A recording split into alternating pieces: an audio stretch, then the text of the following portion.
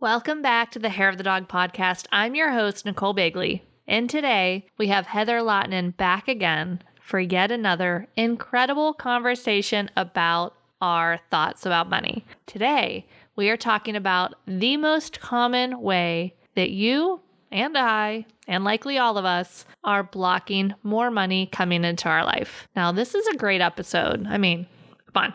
All of the episodes with Heather are a great episode. However, this one's really good. We actually go off on a few tangents, and I believe she spent half of the podcast coaching me about some new limiting beliefs that I've recently uncovered in my life. But regardless, I bet a lot of you will be able to relate to this one, and I think you're going to love it. So stay tuned. Welcome to the Hair of the Dog podcast. If you're a pet photographer ready to make more money and start living a life by your design, you've come to the right place. And now, your host, pet photographer, travel addict, chocolate martini connoisseur, Nicole Begley.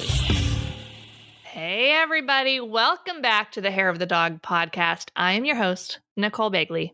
And today we have back one of your favorites, one of my favorites, my business bestie, your coach for all things money mindset and just straight up mindset ninja, Heather Lahtinen. Heather, welcome back to the podcast. Thank you so much for having me. And, I appreciate that you're calling me this mindset money type ninja, but I still have issues just like everyone else. And you know how I know that? Because my bank account is not where I want it to be. That's right. And we actually shared some of those issues. I've got them too. We're going to be sharing some of those, both of us today, but you guys can hear it straight from the source with one of our recent episodes, Heather's Money Mayhem, episode 103, where Heather had to get a new car in a last minute thing. And I thought I was going to be right there with you the next week, but my old girl was fixed for $300. So I just kicked that can down the road until I have to have like another major, money meltdown. Yeah, yours is coming. Yours is coming. Yeah. I know. I just need to order my truck and just get over with it. But it's just like, oh God, so much money to spend, which apparently when I'm thinking this way, like resistance to going to do it, obviously there's something holding me back from doing that. There's something that's resisting it. There's something that's keeping it from me because I'm feeling a ton of like, do I really want to spend that much money? Right. If there is a trigger there, then there's a message with it. And that message is, oh, I still have some work to do around this area. I mean, I had a complete, a meltdown, breakdown on the day this happened. Now, the difference is I had the breakdown. I just moved through it really, really quickly. I mean, I give myself exactly 2.3 seconds to get over it and take action and make something happen. That meltdown happened on a Tuesday, I believe, Tuesday evening when I found out. And by Friday, I had purchased a car and, done. Like, just let's move on. Let's not stay in this position. And from experience, I can tell you, Nicole, that you will feel so much better once you just buy the truck and get this taken care of because you are only delaying the inevitable. It's true. It's true. Because your car is not going to make it much longer. No. Well, even if she runs great. But last I was there, the 10 plus winners in Pittsburgh has taken a toll and she has a little bit of a rust issue. Which is actually what did my old girl in too. It was completely rusted out in the rear end. So rotted, they said. Okay. Wow. Strong language. Right. Yes. Well, at least my new car, I can look at it and, it will have to live outside because it won't fit in my garage because it's going to be a F-250 diesel to pull some horse trailers. Yeah, we're going all in. This is horse family thing. My poor husband. Fantastic. I know you've loved horses your whole life. So you're living out your childhood as well as your adult dream and you've earned it. You've worked really hard and you're doing it and you should be very proud of yourself. Yes. Yeah, no, it's great. Thank you. And and it's a great way that I get to spend time with my daughter because she is as horse crazy as I ever was. So I love that she's in her early teenage years and you guys are bonding over that. And it's just such a good mother-daughter activity. I think it's fantastic. I crack up at the thought of you driving that giant loud It's going to be a beast. It's going to be a beast. That's going to be great. And there's some guys on my street that have a truck, but it's just like a 150, and Brett can't wait till I come Please. rolling in my 250 exactly. diesel. Exactly. But anyway, it only actually took one way. This is about knowing your audience, everybody, and a little bit of persuasion and influence. And there was just one thing I had to say to my husband to totally sell him on this horse riding thing for my daughter and her getting her own horse and us showing and all the things. I said, my senior prom, I went home early because I had a horse show the next day. He's like, great. Okay, sign it up. Right. If it keeps my teenage daughter away from boys, then maybe I'll pay any amount of money for that. That's hilarious. Really funny. Yes. So know your audience, everyone. Hey, can I just sort of stay here for one more minute? Yeah, because something really interesting happened. And, side note, you have to listen to that episode about my car meltdown or this isn't going to make any sense. But I was driving down my driveway a couple days ago and ran into our closest neighbors. We don't have really close neighbors, but a little bit down the road. And I stopped and said hello. And I said, hey, I just wanted to let you guys know I got a new car. If you're wondering what this new white car is going up and down the driveway. And the gentleman, his wife was kind of walking out of the house. He said to me, yeah, my wife saw that. And she said, whoa, that's a downgrade for her. Oh. And I stopped for a second in my mind and I smiled. And I was like, well, I have a Subaru now. I love this car. It's so amazing. But in my mind, I'm thinking, okay, well, I'm sorry. What? I feel like there was could be a whole lot of meanings wrapped up in that statement. And the good news is it didn't trigger me. So it would have previously. I would have been like, I'm sorry, what? That's a downgrade for her? What does that mean? Right. But I just laughed and I thought, because here's the thing. I don't know what they're thinking by making that statement. I can make some assumptions, but it doesn't matter anyway, because I'm very confident in who I am in my decision to buy a more practical vehicle. That's a downgrade for her. I just thought that was hilarious. That is funny. My husband has a Subaru. We love that car. And it's fantastic in the snow. In a driveway like yours, you need something that will make a mockery of that sucker come wintertime. Right. Oh, gosh. Okay. Anyway, what are we talking about today in regards to money? Oh, my gosh. So this is episode number 4-ish on our little money mindset series. We started back in August with episode number 95, Upgrading Your Life. And then we moved on to episode number 101, Money Triggers. And then we had Heather's Money Mayhem, 103. And this is why I say 4-ish. We also did a joint episode 105 about when to start charging. So once we're wrapped up with this whole series, I think we're going to do one more. And then we're going to put it together on a page. So you guys can go through and listen to all of these at once. But for now, you still have to go dig through and go grab them. But those are the ones you want to get started with. And then today we are going to talk about kind of the most common way. How about this? The most common way that you are likely blocking money from coming into your life. I like that because I think most of us would agree. We would all say, yes, we want more money. Of course, we want to make more money. So consciously, we are putting out there, yes, more money, attract more money. But if we're not getting it, then that means there is a subconscious block, or you are in some way denying it or resisting it, even though you are saying that you want it. Yeah. Is this similar to, you hear the story of all the people that win the lottery and a year and a half later, they're back to, they win millions of dollars and they're back to broke. Yeah, it is. It's all identity based. It's identity, right? Yeah. So if you're a plumber and you win $2.5 million, but in your mind you are blue collar and you make whatever plumbers make per year, your brain will find a way to get you back to essentially, it's almost like a homeostasis for your brain. It's like you are not a $2.5 million person. You are a, 45, 50K type person. So it will go to great lengths to help you burn through that money and lose it as quickly as possible because it's uncomfortable. And when I'm talking about this, like it's a person, it is, it's your ego. It's part of you but it's not actually you. You know what I say to people?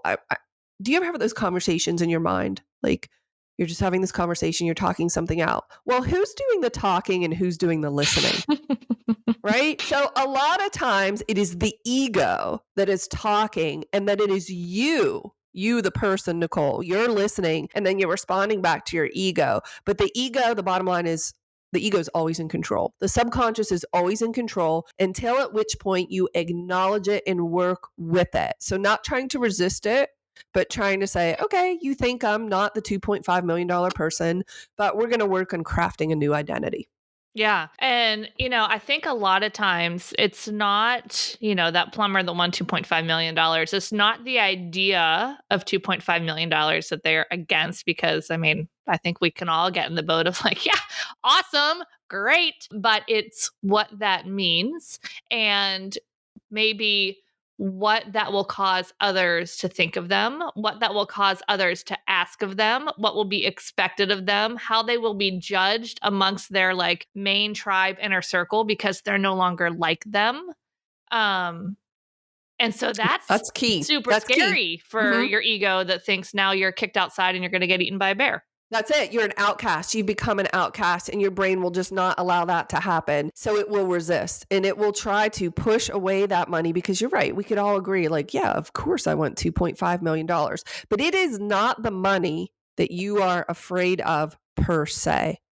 It's what the results or the actions that could happen as just a natural occurrence because of the money. About what this means. I have a perfect example of this that literally just happened. Well, it's tied up in identity. It's tied up in resistance because the truth is, if you say, I want money, I want my wealth, all these things, but that consciously, but then subconsciously you have a block that's denying it, then you're holding it back. I said the most asinine thing the other day. And the minute it came out of my mouth, I was like, Heather, really? So I had my fall tax planning meeting with our accountant. We share the same accountant, which is very convenient for us because then he can understand some of the nuances of our businesses.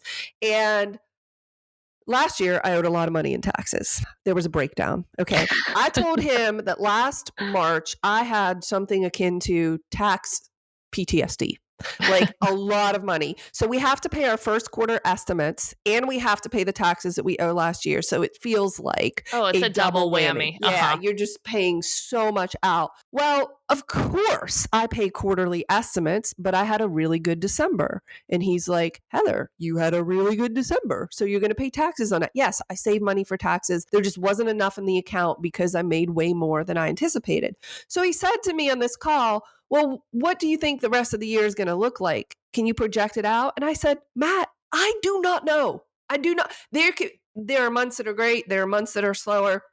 If I push something, I might have a great month. You can just like straight line it and make some assumptions and I'm saving the money. And he's like, well, if you don't want to repeat last year, we need to sort of make some projections. And I was like arm waving, like, I can't do that. I just can't make these projections. So I've paid my quarterly estimates. I also keep a profit loss spreadsheet per month of what I have sold this year versus last year versus 2019. So I can kind of gauge it, right? And I'm about $10,000 behind where I was last year in terms of sales. And do you know what I said? Like an idiot? I said, oh, good. Oh, that's good because then I won't have to pay more in taxes. So then if I am saying I want to make more money, I want more sales, but in the same vein, I'm saying I don't want to make more money because then I have to pay more taxes. What do you think is going to happen? Oh, yeah. You're enjoy that lack of $10,000 there, Missy. Yeah, sit in your lack, sit in your scarcity because it's not. And I said it to him and I laughed and I said, I hear myself, okay, because I have ears. I recognize what I'm saying here is that I don't want to make a big push at the end of the year because then I'll just have to write bigger checks to the government. Well, that's one way to live. Or you can make a decision that says, no, I'm going to continue to push and grow my business and save appropriately so that I have the money in the account to make the payment. So what I'm going to do is increase the percentage I am withholding. Just like personally, I move this money around profit first style. I'm just going to increase that so I have it aside, but I'm not going to not push. Nicole, I didn't wake up today to be mediocre. I didn't. But that's what I was saying. I was going to say, and even though it feels like the government takes 100% of the extra money we make, they actually don't. So, Right. You do end up with more, even though you have to pay more, even though sometimes it feels like, right. What? So that was just, I just wonder how many of us are saying things like, I want more money, but then subconsciously your ego's like, well, if you get more money, that's more to manage. That could be a hassle. I actually hear it all the time in our coaching and Elevate and in the academy of people that are scared to book out their season. They're scared to have to market because they might get too many clients. To which I say, do you have to book every client that inquires? Right. Wouldn't it be great to have a wait list of clients? When they say that to me out for the next 6 months? Seriously. Yeah. Of course. When they say that to me, I look at them confused. I put this confused look on my face and I say, I fail to see the problem. Because you control your schedule. So if you get too many clients, you can not book them. You can increase your pricing so you don't get as many inquiries. I mean, there are a lot of ways to tackle that. But you have to wonder if one of those components is, well, if I make more, it's more to think about, it's more to manage, it's more taxes to pay. My brother-in-law might be mad at me because I photograph puppies and make a lot of money. I mean, I don't know. Mm-hmm. Well, you and I had a very similar thing with regards to bringing on help in our business. Mm-hmm. We both had a very similar story of bringing on team members means more management, more problems, more challenges, just more work in general, right. Which, although that's not the case at all, I would absolutely 100% be rocking in a fetal position in my office without my team. Right. But that we had to work through that. We were telling ourselves a story for sure. Mm-hmm. And we were not really using intelligence in that regard. We were saying, essentially, it's going to be more work. And more work means more challenges. Okay, but even those words, I could work within this. But when we said it's going to be difficult or a struggle, or I don't want to deal with it, then we're blocking it. And it's just, and then we both hired a few people. They are like absolute godsends, angels from the heavens, and it's amazing and wonderful. And we both said we enjoy paying them because it means that we're not doing that work. So you have to sometimes test your own thinking, or at the very least question it. Is this true? Does more money always mean more hassle? Mm-hmm. Because if you've made that connection, and by the way, you didn't make it consciously, you made it subconsciously. You might not recognize it. Hopefully with this conversation, you'll start to uncover it. But if you've made the connection that more money is just going to bring you more headaches, you're never going to make more money. Right. So you're blocking it. Right. And sometimes, I was going to say, what's the easiest way? I mean, it helps for me once I took the action. You can start to see the different results. And then your subconscious is like, oh, I see what you were saying. Okay, it's cool now.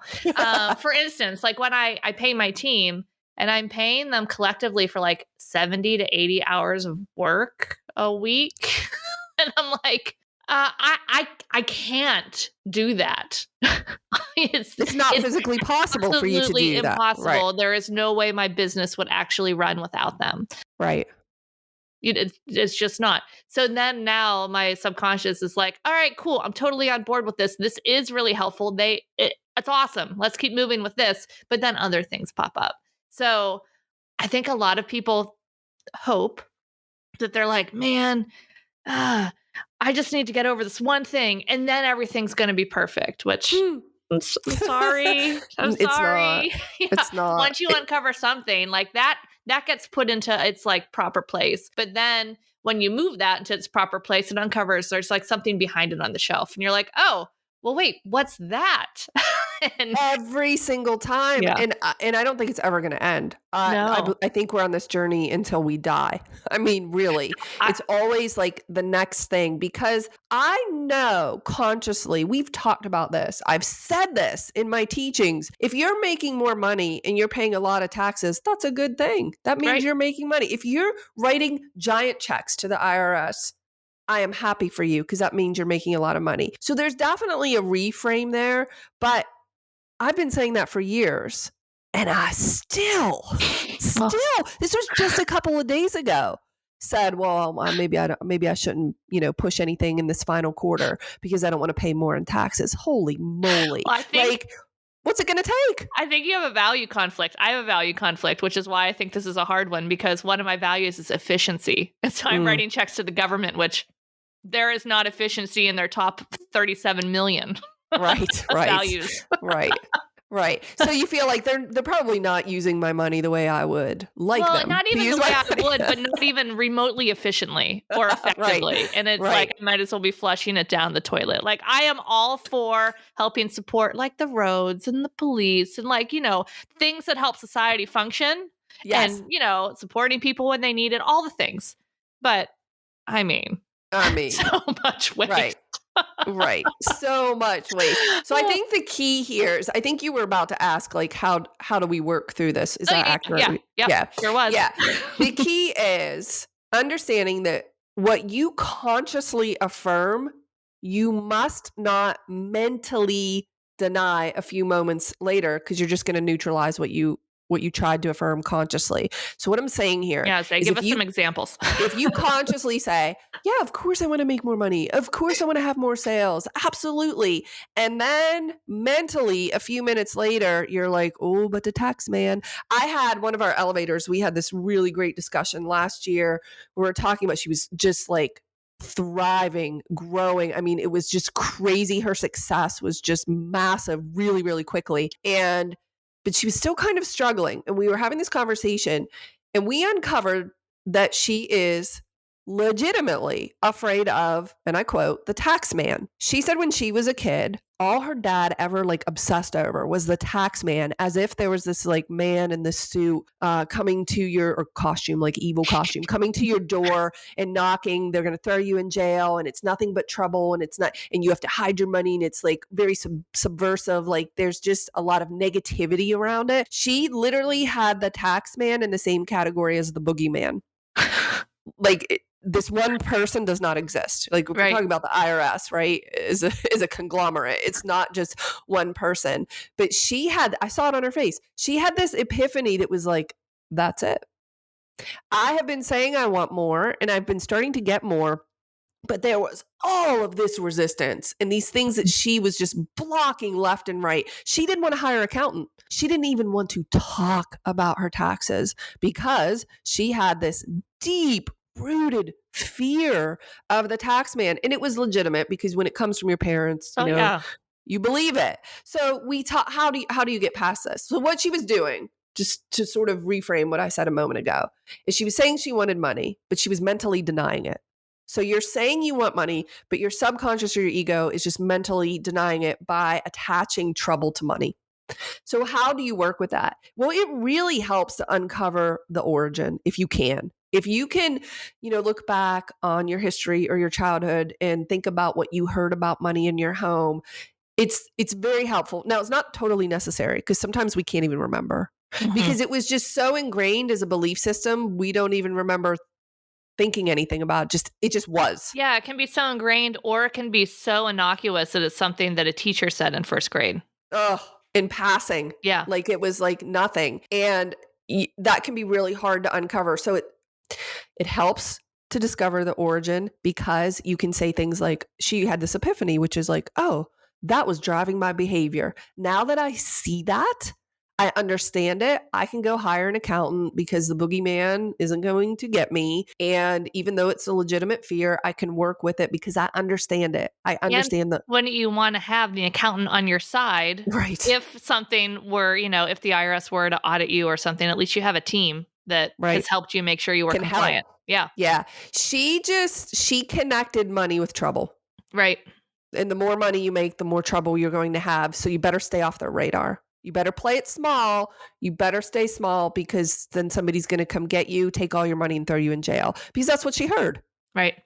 So again, if you can uncover that story, it's helpful. If you can't, well, then you can just start to recognize what is the mental block. What are you telling yourself this means? What does it mean about you if you make more money? Oh, but wait, and if people see it. No. Because there could be something here as well. What if I make more money and then my family either wants money or treats me differently, or like you said at the beginning of this episode, they treat you as an outcast now because you're different, and you know, these are very real things. These are very real blocks, and they're serious, and they are keeping you from having everything you want, and you don't even realize it. What you know consciously is that you're frustrated. I want more money. I'm not getting it. I'm frustrated. Okay, that's fine. Let's explore it. What does it mean if you get more money? So I have an interesting example. You had said to me at one point, this is years ago, about how you hesitated to post photos of you on a boat Yeah. because you had a story about what people might think of you. And by the way, it's not even your boat. It's Well, it's just like this goes into the news story that I just uncovered. Like I said, guys, onion, you peel off one, there's another layer that I uncovered just a couple weeks ago, which is I am afraid to step into like being a big deal or like being visible and claiming like just claiming who I am or like what I've built or am building. And I think that being, as you said this, it just clicked, that not wanting to share like me on a boat is connected to that too, because it is something with, and I can't, this is one of those things that for the life of me, I've been meditating on it. I've been journaling on it. I've been trying to figure out like, where did this come from? And there's no like one moment in my childhood. My parents were super supportive. Like there's no big trauma that was like, oh yeah, see, that's where you learned it was not safe to be visible. But when you were saying that, it just kind of connected that it's like, oh, well, I don't want to show pictures of me on a boat because I feel like I don't feel like it's bragging, but I feel like it's not, I don't know. What are people going to think if I'm out on a boat, which is stupid. right. As you're saying it, you're like, I moved to North Carolina so I could go on a boat more. Right. Okay. Right. But it's all connected, and I'm still working through it and trying to figure out like, man, what is the root of this? But there is definitely, because even when we get together and you know, you're telling like introduce someone, I'm a pet photographer, you know, I have a pet education platform, and you're just like blah blah blah blah going on, and I'm just like putting my head down, I'm like, oh my god, stop. I love to embarrass you. Like, yeah. So I don't know where that comes from, but it is so out of my comfort zone. So here I am showing everyone on the podcast, which will help me get over it, right? Taking action. I'm like, I'm uncovering it and I'm shining light on it, because I think that's one of the first steps you can do is be like, oh, I see how this is connected. I see these dots going together. I'm not sure the cause, but I know that I have this resistance here. Let's keep examining it, and let's test it when you don't have the resistance. Let's like try the other thing and do a little science experiment and see if the world comes crashing down. It won't. Right. Well, examining the fear and talking about it, like you said, bringing it to light, because as you're talking about, I can see it on your face. You're like, it's almost embarrassing. Like, why do I have this? Right. It doesn't make any sense. But when it's swimming around in the dark in your brain, it is very real and it is holding you back. So let's talk about this Iceland trip. You went to Iceland a few weeks ago, which is amazing. And what did you do on your way to Iceland? Oh, we flew business class because it's way better. Business class. Okay. And I had to practically beg you to show me. I was like, send me a photo of this business class setup, because I've not experienced that. And I think it's amazing that you can do it. And your very first thing is like, well, okay, yeah, but I use miles. I was going to say, it's that same thing where someone's like, man, I love your skirt. Oh, I got it at Marshall's. It was $10. It's so cheap. It was so cheap. I didn't actually pay for it. Yeah, I stole the skirt. Yeah. Yeah. So you flew business class. Okay, sure, you used your miles, but if you paid for it, what's the difference? Oh, I can still feel it coming up. Like, oh, if I paid for a business class ticket and then told people I flew business class, it's almost like flaunting, maybe. Don't know where it comes from. Don't know why. Like, sure, people So fly it's like business class. So it's like being boastful? Maybe. Like, yeah, or just, I don't know. Like, I'm too good for coach. Like, Well, if I have to fly coach, I'll fly coach, but I'd rather sleep. I would love to say I'm too good for coach. Like, I believe in my bones I'm too good for coach, but I'm still flying it and that's okay. But I wonder, I'm actually exploring this right now. I just started doing some research, so I'm not totally prepared to talk about it, but I'm doing some research between like what it means to be proud of your accomplishments and share them to inspire others. And when we think that crosses the line to bragging or being boastful or like trying to put other people down by elevating ourselves. My line for that is like, an inch off the ground. Very, very low. So what do you think would have happened if you posted, say, on your Instagram stories, which keep in mind, they're there for 24 hours. If you would have posted on Instagram stories, like you and your husband lounging in business class? I don't even know. I mean, it goes to, it goes to, I honestly don't know. Yeah, you can't even put it into words. I honestly don't know. I mean, it definitely has a bit of the story of, she's making money from like me, like the person that would be watching my, like you guys like listening. I paid for that. Yeah. Like you guys listening right now would maybe see that and be like, man, because I'm in Hair of the Dog Academy, I paid for her business class. I mean, you're in Hair of the Dog Academy, hopefully because you're finding tremendous value. And they chose to be. You didn't force them. Yeah, right. But I have that connection, that story in there. And that by sharing that it is, I don't know what the right term is, but that it's, it's just like braggy or, I have no idea where it came from. I cannot for the life of me figure out where that developed. Let's say that somebody did think, okay, chances, okay, 2 questions. Yeah. What are the chances that someone else is thinking your thoughts about you? I mean, it's possible, but okay, I mean, next to 0. The perception is all our own perception, and we then push what our perception is on others. So yeah, we project there or not. Yeah, exactly. Yeah.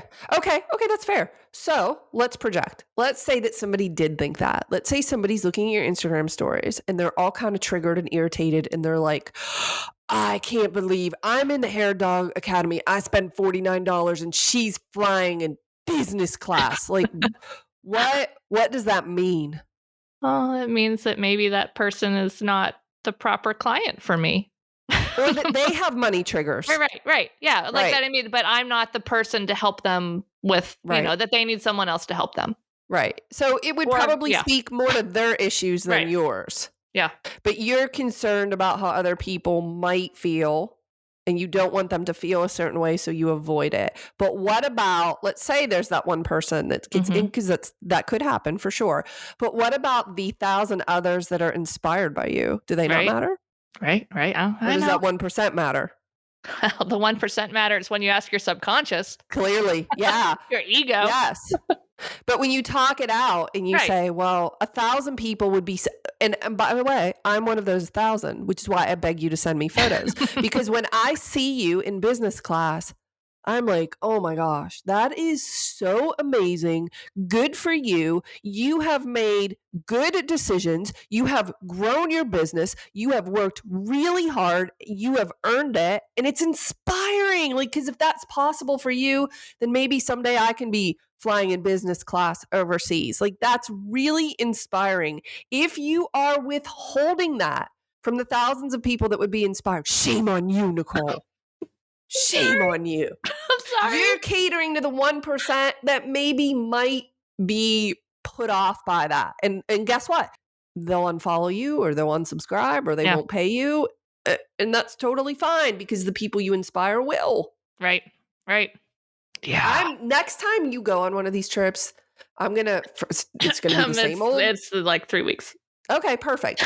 It's going to be the same old story. I'm going to beg you to send me photos of what you're doing and you'll send them to me because I make you. But I'm then going to say, why don't you post this? I did put it on my personal Facebook, but I did not put it on. Actually, did I? No, I don't think I did any. I did some Instagram story. I can't remember. It's terrible. I promise. All right, here you go. Here's my pledge.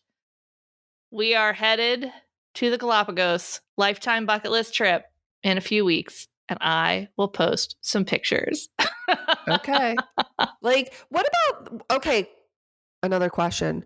How do you feel about, say, bigger name, maybe influencers who go on a lot of big trips and share every minute of every meal, of every This yacht is ride? a great one. This is a Okay. great one because there's some people that I love it and I eat it up and I'm like, more. And there's others that trigger the heck out of me. And we've talked about this, and I think it comes down to authenticity. Because there are some people that are out there posting this like personality aura. Yes. That I've heard them on other interviews with other people that I respect. And I'm like, these do not connect. Right. You are not the same person with your online presence and hearing you talk to this other person. And so it really depends on, I think, that authenticity, because that's a huge value of mine as well. So some people you can see and it's inspiring. Other people trigger you because of the value conflict, because of inauthenticity. Mm-hmm. Do you feel that by you posting, you would be inauthentic or perceived that way? Maybe that I would be perceived that way, but I know that it's not. And like, one of the things I hear from the majority of my students is they are attracted to my coaching style because of how authentic I am. You are the most real person I know. You are so down to earth, so even, so real. There's not an inauthentic bone in your body. So if somebody perceives you that way, okay, maybe one off, again, the 1%, that's on them. But if you know, intent matters here. If you know in your heart that you're sharing something you're excited about because this is a bucket list trip and you post all of these photos because you're excited, you know, most people will be very open and responsive to that because they know you're being authentic, because it's an energy you put out there. Those people who have that personality aura that feels inauthentic, the energy is off. You can feel it. It just doesn't, you know, there's this cognitive dissonance. Who I see over here is not who I see over here. You don't have that issue because you're just the same person. So you couldn't be inauthentic even if you try. Again, all right, there could be a perception somewhere where somebody rolls their eyes about your trip. Okay, let them. Because you're inspiring thousands of others. We have a mutual friend that we follow, our friend Melanie, that does a lot of traveling. And we talk all the time about how much we love her trips that she takes. I send her, when she posts all about it, she does these solo trips, she does these African safaris, and I am constantly messaging her on Instagram, and I'm like, you're amazing. I'm so inspired by you. I love these photos. Keep them coming. Yeah. Yep. Oh, I was obsessed. Yeah, she's one of the ones when she was in Africa, I was obsessed. I'm like, every day, oh, what's she doing today? Because you know her, you trust her, you like her, you know she's just being like the real person that she is. And it's amazing to follow her. So, all right, guys, I will post from my Galapagos trip when I can, because there's no Wi-Fi and very little service. So it might be a lot at the end. I will be off the grid, going Jack Bauer style, going dark. I'm going dark. Okay, but also one thing I want you to do while you're posting, because we're going to come back and check in on a future. Change into Nicole, and I'm getting Nicole coached coaching by Heather. Yeah. Okay. Anyway, that's okay. Go ahead. What am I doing? What's we're next? We're going to come back and check in on this and have a conversation around it, because one thing I want you to do is I want you to pay attention to how you're feeling, both emotionally and physically when you do this, because there will still be resistance. And I want you to check in with your body. Like, are you feeling tight? Are you feeling like nervous? Are you like hitting post and you're like, oh, you know, there's like, I want you to really examine your thoughts and emotions when you're doing the thing that scares you. Yeah. All right. Done. And then we can talk about it. How did you feel, you know, doing the thing? How did it feel afterwards? Did you in fact die? No. Did anybody even say anything? Did you get any Did you lose followers? Okay, maybe you might. I don't even know how many followers I have. So who cares? Who cares? You lose somebody who doesn't understand or connect with who you are. The truth is they don't know you. Because if they did, they would know that you're very authentic. Yeah. Okay. That's fair. Not everybody can know us at that level, but it's going to be okay. But you're going to do it in service to others, to inspire people as to what's possible, that you can build a life and business of your absolute dreams, whatever you want it to look like. I mean, think about it. I say this all the time. You photograph dogs. Come on. You love photography. You love pets. You made a wildly successful business out of the two things you love most. And good for you. Three things I love most. And the travel. Wildlife. Yeah. And the travel. Yes. Four And when I tell people about you all the time, I absolutely brag on you all the time. And I'll say, oh, my business best friend, Nicole, and she's, she does all of these things. She loves to travel. I said, listen to this. She's always loved to travel. She's always loved animals. She loves photography. She figured out how to bring all of that together to create a life and a business that she loves every day, and then inspiring others to do the same. Like, there's nothing but good. That's a virtuous cycle that needs to be shared with the world, how successful you are. Like, this not being a big deal, like shying away from, well, yeah, I mean, I guess I did do that, or like downplaying it is like, has to stop. Like, it's over. We're moving past it, because it's this weird humility thing. Mm-hmm. But you did build it. Like, nobody did that for you. You there was nothing. You worked, corporately, so to speak. And then you left that and you built something from nothing, and you did that. No one else did that. So what's wrong with owning it? Why is it a problem in society for us to own our accomplishments that we worked so hard for? Why are we embarrassed about that? Why do we downplay it? That's a good one. And there's that a lot here. Yeah. And and I think part of that too, and it will full circle back to what we originally started talking about on this podcast before I went into a Nicole coaching conundrum. But anyway, and that is, you see a lot of what's the word I'm looking for? Just really anger towards people with money currently. Mm-hmm. I mean, just scroll on Facebook, and with, like, at least here in the US, with current tax policies under under fire, it's just rabid. It's bad and terrible. So when you're looking at all that, it could very easy for you to like wrap yourself into like, man, people sure hate billionaires. Well, they certainly will hate me for flying business class too. Exactly. Exactly right. And you know that the quickest way to cause wealth to take wings and fly away from you is to criticize and condemn others who have more wealth than you. Exactly. There's our full circle moment. Boom. There it is. If you find yourself triggered, jealous, or criticizing Jeff Bezos, forget if he's like, oh, whatever. Does he deserve it? Is he a nice guy? Is he a jerk? Whatever. Like, do you like Amazon? Do you use Amazon? I should say, whether you like it or not. Have you used it in the past week? Yeah, like a past minute, Yeah, I mean, it's just constant. And some people will say, I have some friends who are like, no, I've boycotted Amazon. Okay, that's totally fine. Yep. Probably because of a value conflict you have with the company itself. But be careful. Be careful that you're not tying the fact that they are doing very well with bad evil. Because if you think that Jeff Bezos or, the company as a whole is evil, and they make a lot of money, you just made a connection in your brain that money is bad. You did it. And and that means there's a block there. So maybe find some counter examples. Could you find some people who are very ultra wealthy who do a lot of good with their money? So one of my favorite examples of this is Tony Hsieh, who is the founder of Zappos. He wrote a book called Delivering Happiness. And, ultimately Zappos sold to Amazon. So him and Jeff Bezos had a relationship. But when you read about Tony Hsieh, he was just the most philanthropic, under the radar, low-key guy, just making things happen. He created Zappos. It got massive, and he did great things with his money.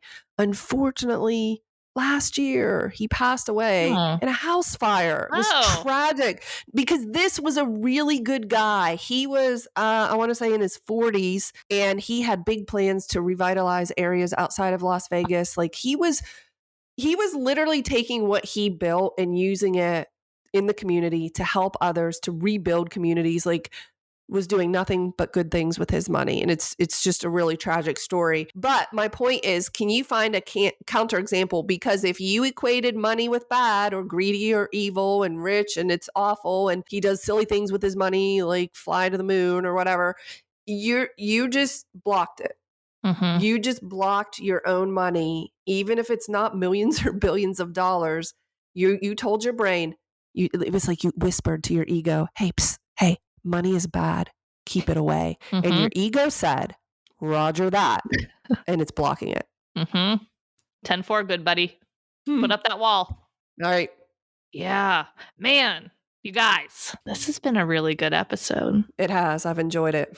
Yeah. I enjoy coaching you. That's my favorite part.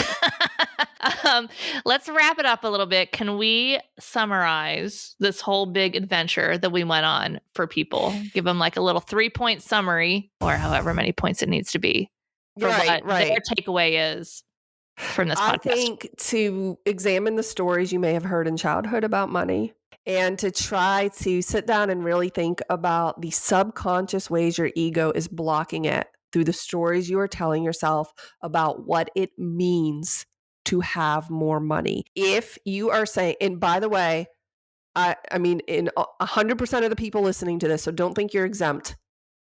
You have some way you are blocking money. Otherwise, your bank account would be overflowing. Mm-hmm.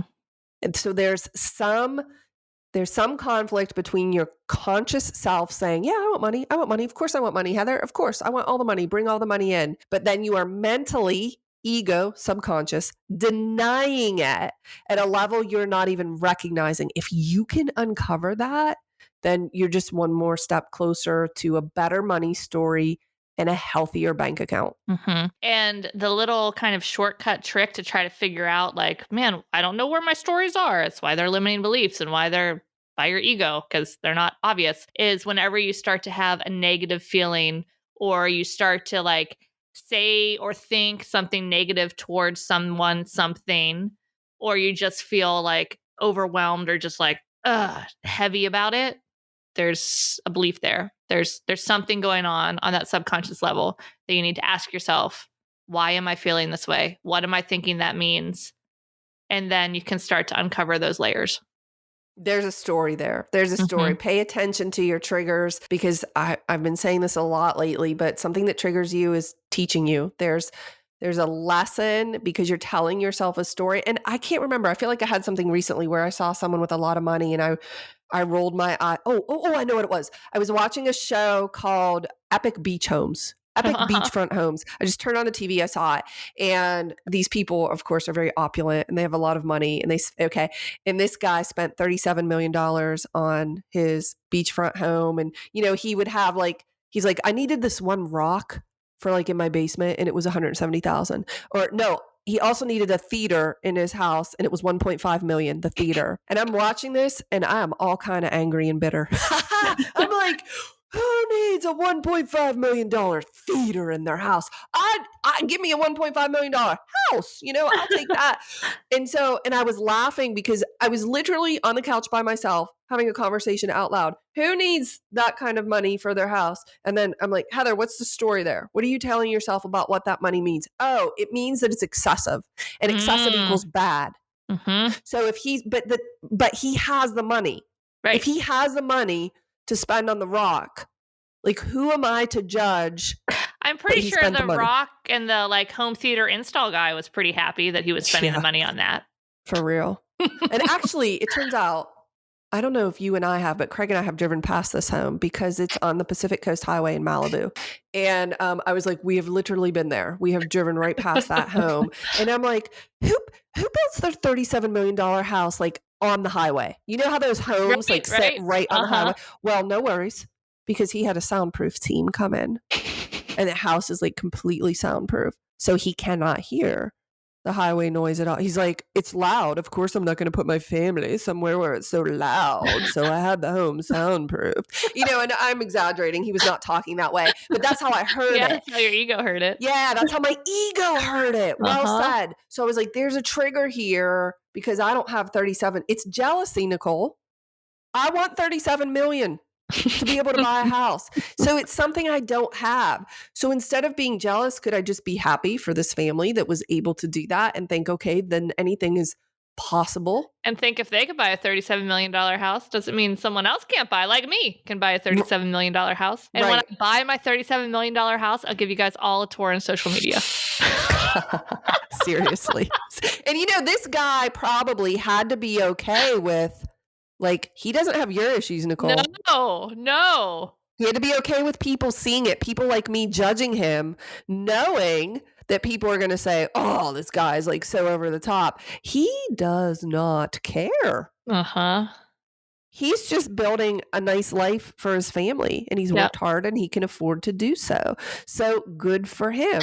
But it was interesting to examine my own triggers. Well, you just said something that there's another story there for you that you have, that he worked hard.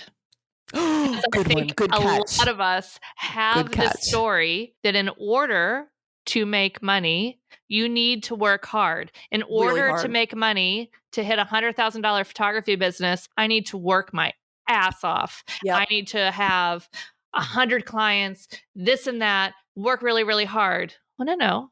How about you work smart? Right. And you have 50 clients that pay you $2,000 instead of 100 clients that pay you $1,000. So, yeah. And maybe he made a really good decision 30 years ago and bought Apple stock right out of the gate. Or maybe he created some business that brought a ton of value to a ton of people and then he sold it. Right. Yeah. So that was a really good catch. I did say that. So I've equated 37 million with you have to work really hard.